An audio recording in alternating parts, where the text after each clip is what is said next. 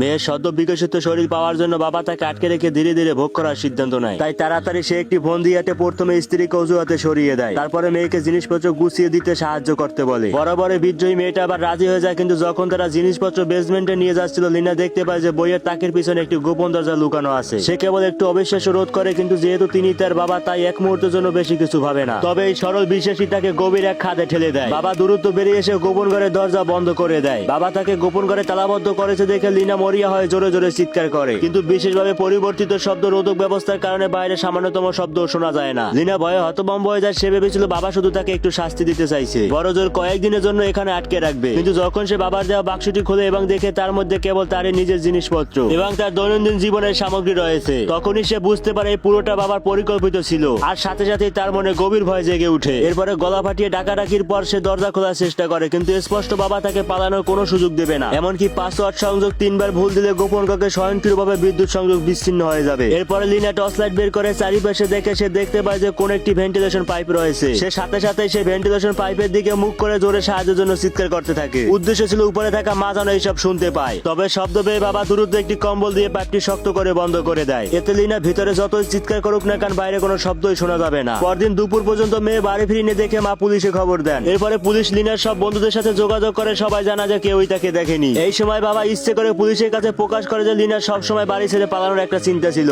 আর এবার যেহেতু তার সমস্ত জিনিসপত্র উধাও, তাই হয়তো এটা তার দীর্ঘদিনের পরিকল্পনার অংশ। পুলিশ তার কথা শুনে সাথে সাথে বুঝে যায় যে তারা এই ধরনের মামলা অনেক সামলিয়েছে এবং বেশিরভাগ সময় শিশুরা নিজে থেকে ঘরে ফিরে আসে। তাই তারা তার মাকে নিশ্চিন্তে বাড়িতে অপেক্ষা করতে বলে। এভাবে বাবা সফলভাবে পুলিশকে বিদায় করে দেয়। এরপরে বাবা আবার বেসমেন্টে ফিরে আসে। বাইরে দরজা খোলার শব্দ শুনে লিনা দ্রুত একটি স্তরের পিছনে লুকিয়ে পড়ে। বাবা দরজা বন্ধ করার ঠিক আগে সে হঠাৎ বেরিয়ে এসে বাবাকে ধাক্কা দিয়ে সরিয়ে দিতে চায়, কিন্তু সে কল্পনাও করেনি যে বাইরে আরেকটি পাসওয়ার্ড দেওয়া দরজা রয়েছে এবং সে ধরা পড়ে গেছে। সে প্রাণপণে চিৎকার করলো, বাবা তাকে টেনে ধরে ফেলে। তাকে প্রচন্ড ভাবে টেনে ফিরিয়ে আনা হলে বাবার মেজাজ বিগড়ে যায়। এরপরে বাবা লিনাকে হুমকি যায় যে সে যদি এখানে শান্তভাবে তার কথা শুনে তবে সে ভালো জীবন ধারণের সুযোগ সুবিধা পাবে, আর কথা না শুনে তাকে গুরুতর শাস্তি পেতে হবে। আর এভাবেই বাবা মেয়ের সাথে অখাদ্য কাজ করে। এই ঘটনাটি একটি বাস্তব ঘটনা অবলম্বনে তৈরি এবং এটি সত্যি নৈতিকতা চরম অবক্ষয়। নির্যাতিতা লিনা হতাশায় কোণে শুটিয়ে কাঁদতে থাকে। এই মুহূর্ত থেকে তার জীবনে তার আর কোনো বাবা রইল না। এদিকে লিনার প্রেমিকের সামনে বাবা মিথ্যে বলে যে তার মেয়ে দুদিন আগে একটি ফ্লোরিং যুবকের সাথে পালিয়ে গেছে এবং তাকে আর তার মেয়ের কথা ভাবতে খুঁজতে বারণ করে। সরল ছেলেটি প্রতারিত হয়েছে ভেবে প্রচন্ড ক্রোধে ফেটে পড়ে। তো বন্ধুরা, এই খারাপ বাবাই মেয়েটির সঙ্গে আর কি কি করেছিল সেটি দেখার জন্য কমেন্ট বক্সে পার্ট 2 লিখো।